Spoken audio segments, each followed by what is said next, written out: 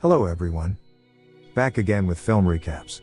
In this video, I'm going to recap one of a psychological thriller films from 2019, titled Nesting Dolls. Before we get to the storyline, I'd like to wish everyone a happy and great day. Without further ado, let's get straight to the storyline. At the beginning of the film, we are introduced to our main characters, the three sorority sisters, Erica, Tori, and Britt. They are spending vacation at a house by the river that is owned by Tori's family, which they dub as their last hurrah for a while, because college is starting soon. On their first morning there, the vacation seems to be going well for them as Tori brings them to the river. Britt warns Erica that the river is infested with jellyfish, and she must watch out for them. However, that isn't going to stop the three from having fun. They take a boat to the deepest part of the cove, and sends Britt tubing along the river. However, despite Erica's concerns, Tori, who is behind the wheel, keeps going faster and faster, and only laughs when she discovers that Britt fell out of the tube. Luckily, when they take Britt out of the water, she hasn't been stung by the jellyfish this time. Later that night, Tori and Britt have a prank plan for Erica, in which they will ask her to change into her pajamas before they start their games. Once Erica is upstairs in her room, unbeknownst to her, a camera has been installed by Tori and Britt, in hopes of watching Erica react to a prank they've installed. But it doesn't take long for Erica to sense that she is being watched, so she steps closer to the camera and accidentally triggers a tripwire. Consequently, Tori and Britt's mischievous looks suddenly turn grim. Tori dashes her way upstairs. Erica! Here they finds Erica lying motionless, her neck wrung by the trap. Tori checks for a pulse but doesn't find any, causing the two girls to panic. Unwilling to face repercussions for this incident, instead of calling for help, Tori drags Erica's body out the yard. They then start burying her in the rain, despite Britt's moral objections. And then to their surprise, Erica begins moving. As soon as they see her condition, the two decide to turn around and carry her back inside. Finding out that Erica is still alive causes more panic than relief. Once Erica regains full consciousness, it appears that she doesn't remember what happened to her. So Tori takes this opportunity to lie and say that Erica got into an accident, which explains the injury in her neck and pain in her head, and Tori promises to explain more in the morning. To prevent Erica from remembering the previous incident, Tori and Britt bring her to Britt's room instead of Erica's. After they leave her alone in Britt's room to rest for the night, Erica notices that she is covered in dirt, and starts to pull a piece of it out of her hair. She then vaguely remembers being dragged outside in the pouring rain. Meanwhile, Tori and Britt are arguing downstairs, disagreeing in regards of what to do. They stop arguing when they hear a noise from upstairs, and go to check it out. This is where they come face to face with Erica, who reveals to them that she remembers everything now. The horrified Erica heads downstairs to look for her phone so she can get a ride out of here, but Tori doesn't want to risk Erica telling anyone about this. Britt is crying, as she tells her that they were just playing a prank, and didn't mean for anything to happen. Tori then subdues the poor girl, and even gets the conflicted Britt to help. They tie her up in a chair and leave her in the living room. The next morning, Tori suddenly comes up to her and tells her that she will keep Erica hostage, until she's sure Erica won't tell anyone.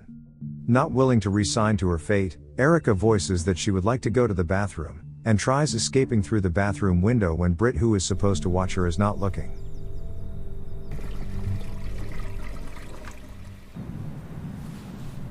Britt then realizes what she's doing but does nothing about it. Until the plan is foiled when Tori finds out what she's up to. They tie her up in the chair again, and go about their day in tension-filled silence. But unexpectedly, a group of yard workers arrive and Erica tries to scream for help. But before the workers could hear her scream, Tori and Britt manage to gag and tape her mouth, as well as throw her inside the closet. Well, shit. They then welcome Calvin, one of the workers who apparently have been summoned to the scene by Tori's grandpa, to fix the damages caused by the storm last night. While Tori holds a conversation with the worker, Erica actively tries to cause a commotion to alert the workers of her presence. Calvin gets slightly suspicious, but Tori is quick to excuse that it's just her boyfriend goofing about in the house, and Calvin believes her right away. After the workers leave for the day, Tori gets to work. She reprimands Erica for making noises in the closet. Tori then calls off the yard workers from coming anymore, under the reason that she's checked the weather forecast for the upcoming week and notices there will be constant storms, making it redundant to make repairs now. Afterwards, she also decides to lock Erica and Britt's cell phones away. Unlike the psychopathic Tori, Britt seems to be plagued with moral dilemma over what they're doing to Erica. She later decides to try calling for help but soon realizes that Tori not only has taken away her phone, but also cut off all the landlines inside the house. Furious, Britt confronts Tori, insisting that they should let Erica go, because what they're doing to her is not okay. Tori, however, reminds her that if that happens, Erica would tell people and their future would be ruined since they would end up in jail. According to Tori, they have 3 days to figure out a way to ensure Erica won't tell anyone, and she assures Britt that it doesn't end here. On the next morning, Britt attempts to clear her conscience by apologizing to Erica, and reasons that she didn't have a choice, because things just got out of hand so fast. But when Erica calls her a coward, Britt gets defensive and starts victimizing herself. It is clear now that Britt has chosen a side, and it isn't Erica's. Britt then leaves the room and lies in bed to sit with her thoughts, while Tori pulls out her grandpa's hunting rifle. Finally left alone, Erica starts working on freeing herself with a tiny blade in her hand, but then she accidentally drops it to the ground. Unable to pick it up, she comes up with another idea.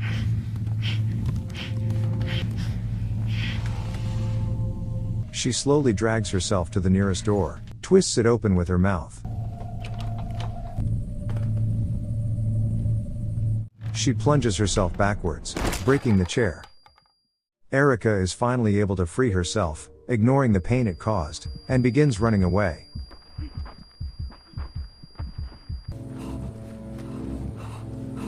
As she resumes running, we can see that Tori and Britt have learned of her escape, and pile inside the car to go after her. Erica keeps running despite the odds, and this scene was shot in a single take, so we can appreciate her effort in running this far. She then hides behind a tree until the car passes by.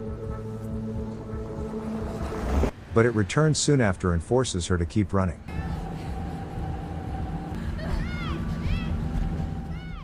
After a while, they stop the car and Britt walks out, begging for Erica to come inside the car with them. This soft gesture infuriates Tori, who takes out her weapon and shoots around Erica. Like a psycho, Tori, who is pissed, yells at Erica to keep running now as a punishment, and Erica ends up crawling down a vast field, until she passes out from exhaustion. The two captors drag her back inside the house, and proceed to have a discussion upstairs about what they're going to do next. Tori tells Britt to toughen up and proceeds with her grand plan, which involves her going downstairs and forcefully cleaning Erica up. She then takes a bottle of liquor and forces Erica to down it.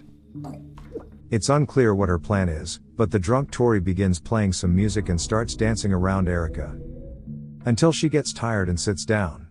Erica tries telling her that none of this needed to happen, but there is no talking Tori out of this now. Tori takes out a bat and starts smashing liquor bottles, and even smashes one above Erica's head.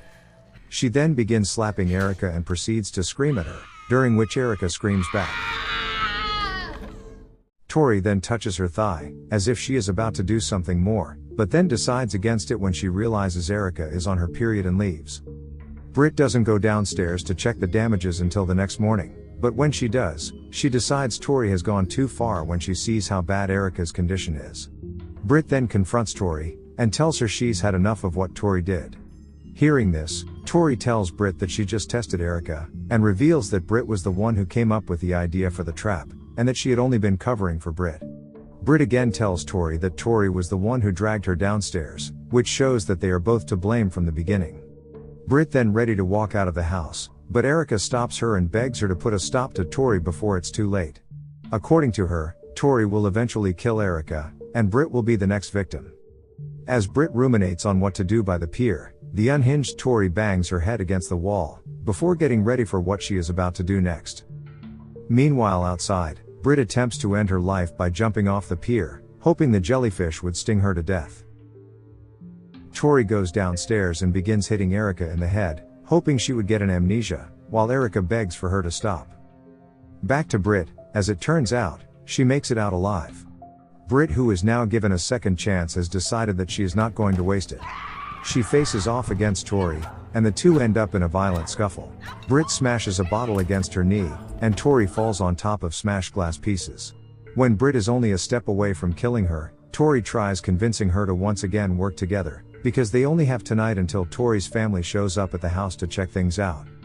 Disappointingly, Britt switches to Tori's side again since Britt also has no idea what to do at this point. Later that night, they start getting ready for Erica's forced test, so she won't tell anyone else about what happened. Before they begin, Tori wants to check Erica's phone to see if there's anything to blackmail Erica with. Erica, who is now running out of options, decides to tell Tori her password, but luckily, they don't find anything useful. Hence, Tori starts with breaking Erica's finger, and gives her one last chance to convince them she won't tell anyone about this, but nothing Erica says seems to convince her. Fuck that. She pushes the chair down and the two proceed to waterboard the poor girl, while asking her the same question, which is whether or not she would tell anyone about this. The next time Erica gets to speak, she personally asks Britt to snap her finger because she doesn't care anymore. Hearing this, Britt breaks another one of her fingers, and the two captors waterboard her again. The next time they ask her if she's going to tell anyone, she says yes because it seems like she's lost the will to live. The psychotic Tori then sits Erica up again, and proceeds to force some more liquor down her throat. It is now obvious that Tori is simply doing this for her own satisfaction. She gets cocky and starts flashing a lighter in front of Erica's face, but then You got someone.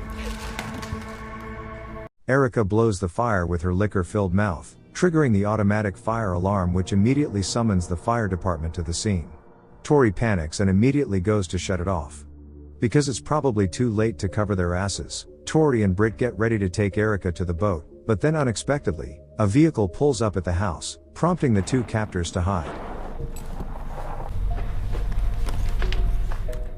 As it turns out, the newcomers are Calvin and a friend of his, who have made their way inside to rob the house. Calvin finds Erica and immediately questions what happened to her, while Erica simply begs for Calvin to end her life. Calvin then tells his friend to begin looking for the safe upstairs. He again asks Erica what happened to her, to which Erica tells that Calvin just missed her friends. Meanwhile upstairs, Britt and Tori apprehend Calvin's friend and chokes him to death. Seeing the state of Erica triggers Calvin's compassion, so he releases her and embraces her in his arms. But unexpectedly, Erica reaches for his gun and shoots him dead with the last of her strength. Now assured that Erica won't tell a soul about what actually happened, Tori drops her gun and helps her up. In the end, they call up 911 and present the police with a fake story about a couple of robbers breaking in and attempting to kill them. According to Tori, they were able to defend themselves and the robbers are now dead.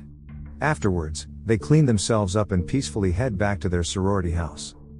On the next scene, it appears that some time has passed, leaving Erica traumatized by her past incident, but she still stands by her word and hasn't told anyone about what happened. The film ends with Erica having to live alongside Tori and Britt in the sorority house for years to come. Okay guys. That's all the recap of Nesting Dolls 2019. Thanks for watching. See you again in the next video.